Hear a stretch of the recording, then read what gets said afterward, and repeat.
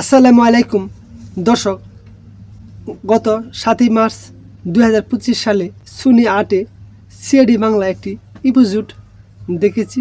সেই এপিসোডে যে স্টোরি ছিল, যে গল্পটি ছিল, সেই গল্পের সাথে আমার একটি গল্প বা বাস্তবিক একটি ঘটনা সাথে মিল রয়েছে। এই বিষয়টা আপনাদের কাছে আজকে ব্যাখ্যা করব যে কীভাবে মিল রয়েছে সিআইডির সাথে আমার লাইফে ঘটে যাওয়া বাস্তবিক ঘটনা।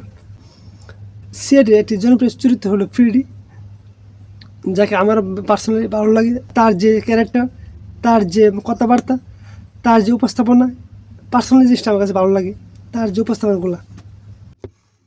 তাই প্রথমেই আপনাদেরকে এই সিআইডি ক্লিপটি দেখাই, তারপর আমি সম্পূর্ণ ভিডিওটি ব্যাখ্যা করতেছি। আমার যে বাস্তবিক লাইফে যে ঘটনা, এই ঘটনাটা আপনাদের কাছে শেয়ার করব। তাই আপনারা প্রথমেই সিআইডি ভিডিওটি দেখুন, তারপর আমি নিজে আমার স্টোরি বলতেছি। সময় নিউ ইয়ারের সময় ছুটি কাটাতে কোথায় কোথায় চলে যায় স্যার। আমাদের দেখুন সারাক্ষণ লাশের আশেপাশেই ঘুরঘুর করতে হয়। Good morning sir. Good morning. Good morning sir. কি হয়েছে ফেডরিক? আমি তো কিছু বলিনি। আরে তাহলে কে বললো? ফেডরিক, আমি তো কিছু বলিনি। আরে তাহলে কে বললো? না এই ওয়েদার, এই জায়গা, সঙ্গে তুমি রয়েছো। স্যারও নেই তো, এখন না গাইলে কখন? একটা মোষ মরে গেছে না, তার গন্ধ আসছে। হ্যাঁ হ্যাঁ, ও তো বসে পোস্টমর্টম করতে যাচ্ছিল, আমি থামালাম। অনেক হয়েছে। তোমরা বাড়ি ফিরছো তো? বাড়িতে? হ্যাঁ বাড়িতে। চলো এসো।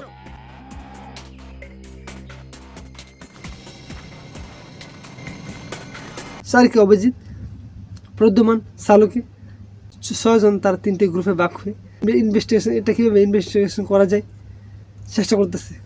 এখানে দয়া, অভিজিৎ এবং প্রদ্যুমান 3 জন 3টে দলে ভাগ হয়ে এই কেস সলভ করার চেষ্টা করতেছে।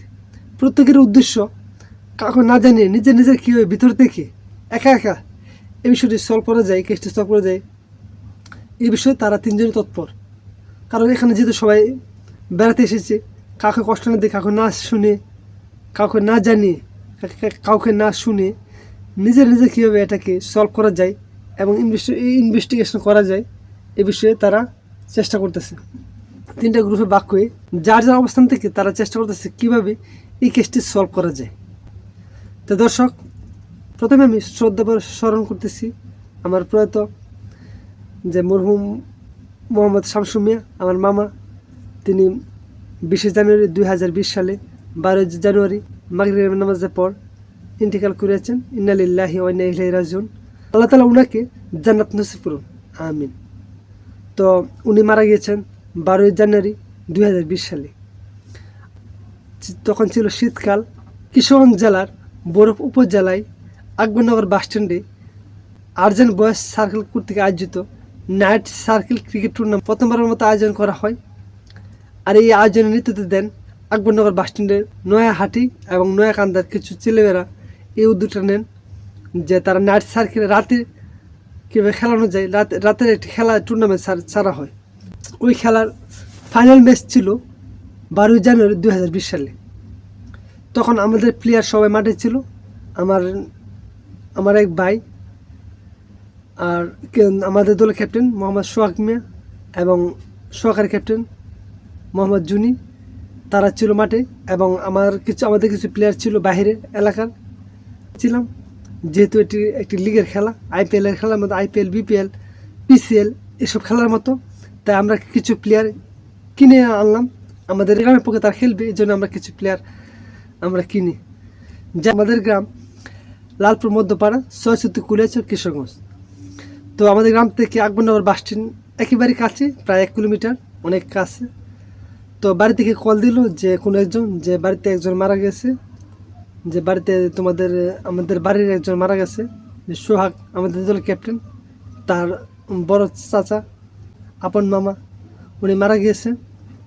তো বাড়ির থেকে কল দিতেছে আমার আব্বুর কাছে। আমার আব্বু মাঠে ছিল, যে night cycle cricket tournament final খেলা। যেহেতু এটি ফাইনাল খেলা এবং এই খেলা যে জিতবে সে তাকে এটি ফ্রিজ দেওয়া হবে, অল্টারনেটিভ ফ্রিজ দেওয়া হবে। তো ফ্রিজের ফাইনাল খেলা, তবে এই খেলার প্রাইজ হলো, এই খেলা যে জিতবে সে ফ্রিজ পাবে, একটি বড় ফ্রিজ পাবে। তখন আমার আব্বার কাছে অনেকে বাড়ি থেকে কল দিতেছে, আমার ছোটো বোন, যারা দর্শক রয়েছে, যারা খেলোয়াড় রয়েছে মাঠে, সবার কাছ থেকে বাড়ি থেকে কল আসতেছে যে বাড়িতে একজন মারা গেছে। এ বিষয়টি আমাদেরকে জানানো হচ্ছে। তখন আমরা কী করলাম, আমি নিজে এই বিষয়টি গোপন রাখলাম, কারণ যেহেতু এটি ফাইনাল খেলা, এই খেলা যে জিতবে সে একটি ফ্রিজ পাবে, এবং দুইটা বড় করেছে তার মধ্যে প্রথম নার্সেকের খেলা মনে হয় এটা। আর এটা একটা গর্বের বিষয়, যদি আমরা জিততে পারি এটা আমাদের একটা গর্ব এই বিষয়টি। আর তখন আমরা এই বিষয়টি গোপন রাখলাম আমি নিজে, এবং আমার আব্বা এই বিষয়টি গোপন রাখেন, কারণ যদি বিষয়টি প্লেয়াররা জানে তাহলে তাদের মন ভেঙে যাবে, তারা কষ্ট পাবে, হয়তো বা খেলায় একটা প্রভাব পড়বে। এই জন্যে আমরা কাউকে আমরা আমাদের প্লেয়ারকে জানাইনি আমাদের অধিনায়ককে এই বিষয়টি আমরা জানাইনি, গোপন রাখি, এবং আমার আব্বু এই বিষয়টি গোপন রাখে, এবং প্রত্যেকেই আরও যারা দর্শক রয়েছে প্রত্যেকেই এই বিষয়টি গোপন রাখে যে এই মৃত্যুর খবর কোনোভাবে যাতে প্লেয়ারের কাছে না পৌঁছায়। আর পরবর্তীতে যা শুনলাম যে প্লেয়ারও এই নিশ্চয়ই জেনেছিল, কিন্তু তারাও গোপন রেখেছে যাতে খেলায় কোনো বাধা বিপত্তি না ঘটে, বিঘ্ন না ঘটে, খেলায় যাতে এর কোনো প্রভাব না পড়ে। তারাও এই বিষয়টি জেনেছিল, তারাও গোপন রেখেছে। তারা এইভাবে খেলাধুলা করেছে যাতে এইভাবে তারা ম্যাচটি কমপ্লিট করছে, যাতে তারাও এইভাবে মানে ম্যাচটা কমপ্লিট করছে যাতে তারা জানে না যে বাইরে কোনো কিছু ঘটেছে, কিন্তু আসলে তারা জানে, কিন্তু তারাও যে বিষয়টি গোপন রেখেছে, এবং এই বিষয়টি এড়িয়ে গিয়ে তারা সুন্দর একটি খেলা আমাদেরকে উপহার দিয়েছেন। আর তখন আমরা ভালো একটি খেলা একটি হয়, ভালো একটি ম্যাচ হয় আকবরনগর বাস স্ট্যান্ডে, আর্জেন্ট বয়েজ সার্কেল কর্তৃক ফাইনাল খেলা। তখন আমরা একটি ফ্রিজ, আমরা ম্যাচে জয় হয়ে একটি ফ্রিজ লাভ করি, এবং আমাদের জয় উল্লাস আপনারা দেখতে পাচ্ছেন একটি ভিডিওর মাধ্যমে আমরা কীভাবে নেচে গিয়ে উচ্ছ্বাস প্রকাশ করেছিলাম। তো আমরা যে ম্যাচটি জিতেছিলাম এই ভিডিওটি আপনারা দেখতে পাচ্ছেন, যে ভিডিওটি একটি ইউটিউব চ্যানেলে তখন প্রচার হয়, সমাধান টিভি না কি টিভি আমার খেয়াল নেই। যাই হোক, আপনার ভিডিওটি দেখুন যে আমরা নার্সারি থেকে টুর্নামেন্টে অংশগ্রহণ করেছিলাম। আমাদের বড় ভাই রফিকুল ইসলাম এবং আমাদের গ্রামের সম্মানিত লোকবৃন্দ এবং চেয়ারম্যান, কালিকা প্রসাদ ইউনিয়ন চেয়ারম্যান এবং কালিকা প্রসাদ ইউনিয়নের মান্যগণ্য ব্যক্তিবর্গ তখন উপস্থিত ছিল ওই খেলায়। তারা নিজের হাতে এই প্রাইজ আমাদের অধিনায়কের হাতে তুলে দেয়। তো দর্শক, তো সিআইডির সাথে কীভাবে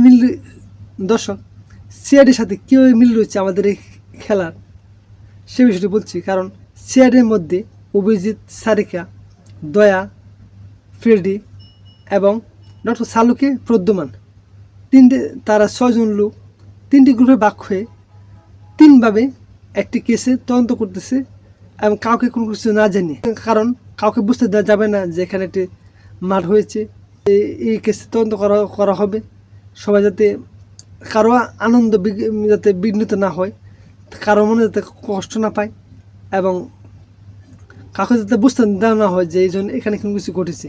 কারণ এখানে সবাই ঘুরতে এসেছে, বেড়াতে এসেছে, কারণ সারা বছর সবাই ব্যস্ত থাকে সিআইডি টিমের মধ্যে, কেউ ফ্রি টাইম স্পেন্ড করবে এতটুকু অবসর পায় না, এতটুকু সময় পায় না। যাই, আর আমাদের যে খেলার সাথে যে মিলটি হলো, আমাদের খেলা মাঝে সবাই জানে যে খেলা মাঠে যারা খেলেছে অধিনায়ক সহ অধিনায়ক তারাও জানে, এবং আমরা যারা দর্শক রয়েছি, আমরা চাচা সবাই জানে যে এরকম ঘটনা ঘটেছে, কিন্তু সবাই প্রত্যেকে গোপন রাখে। এর জন্য সবাইকে ধন্যবাদ, কৃতজ্ঞতা সবার কাছে যে এই বিষয়টি প্রত্যেকে গোপন রাখে, যে বিষয়টি কাউকে বলা যাবে না, কোনো প্লেয়ারকে জানানো যাবে না, কারণ তাদের খেলায় ইফেক্ট পড়তে পারে। প্লেয়াররাও এই বিষয়টি জানে, কিন্তু আমাদেরকে এই বিষয়টি তারা প্রকাশ করেনি। এরকমভাবে তারা খেলাধুলা করেছে যাতে আমরা যাতে বুঝি যে তারা না জানে, কিন্তু আসলে তারাও জানে যে একজন লোক মারা গেছে, মামা মারা গেছে, কিন্তু এই বিষয়টি যাতে মাঠের খেলায় কোনো প্রভাব না পড়ে, তারাও এইভাবে নিজেদেরকে ভিতরে কষ্ট চাপা রেখে তারা সুন্দর মতো ভালোভাবে খেলাধুলা করেছে, এবং ভালো একটি খেলা এবং ভালো একটি গেমস আমাদেরকে উপহার দিয়েছে। এবং পরিশেষে এই ধৈর্য, এই ত্যাগ এবং প্রত্যেকেরই উপস্থিত বুদ্ধির মাধ্যমে আমরা এই মেসেজ এবং আল্লাহ তাআলার রহমতে আমরা অবশ্যই আর্জেন্ট বয়েজ সার্কেল কর্তৃক আয়োজিত 12 জানুয়ারি 2020 সালের খেলায় আমরা ফাইনালে আমরা চ্যাম্পিয়ন হয়ে আমরা একটি ফ্রিজ লাভ করি। তো দর্শক, আজকের এই ভিডিওটা অনেকেই ইউটিউবে, ফেসবুকে, মোবাইল, টিভিতে অনেক স্টোরি শুনি। অনেক স্টোরির সাথে অনেকে বাস্তবের সাথে অনেকের মিল রয়েছে, অনেক সময় মিল থাকে, অনেক সময় মিল থাকে না। কিন্তু একটা বিষয় কি, বাস্তবে যা ঘটে তার নাটক সিনেমাকে হার মানে। অনেক সময় আমাদের বাস্তবিক লাইফে যা ঘটে তা আমাদের নাটক সিনেমাকে হার মানায়। দিনে আমরা চেষ্টা করব নাটক সিনেমা দেখে ভালো কিছু গ্রহণ করা। আমরা যা দেখি না দেখি ভালো কিছু, যা সমাজের জন্য কল্যাণ হয়, দেশের জন্য মঙ্গল হয়, নিজের জন্য মঙ্গল হয়, ফ্যামিলির জন্য মঙ্গল হয়, এবং এই বিষয়গুলো কালেক্ট করা এবং মন্দের দিকগুলি, নাটক সিনেমা মুভি এর মন্দের দিকগুলো পরিহার করা এবং নেশাজাতীয় পণ্য, নেশাজাতীয় দ্রব্য, বিড়ি, সিগারেট, মাদক এসব থেকে বিরত থাকা। আল্লাহ তাআলা আমাদের সবাইকে হেফাজত করুক, সবাইকে হেদায়েত দান করুক। সবাইকে ধন্যবাদ, সবাই ভালো থাকবেন। স্টাইলে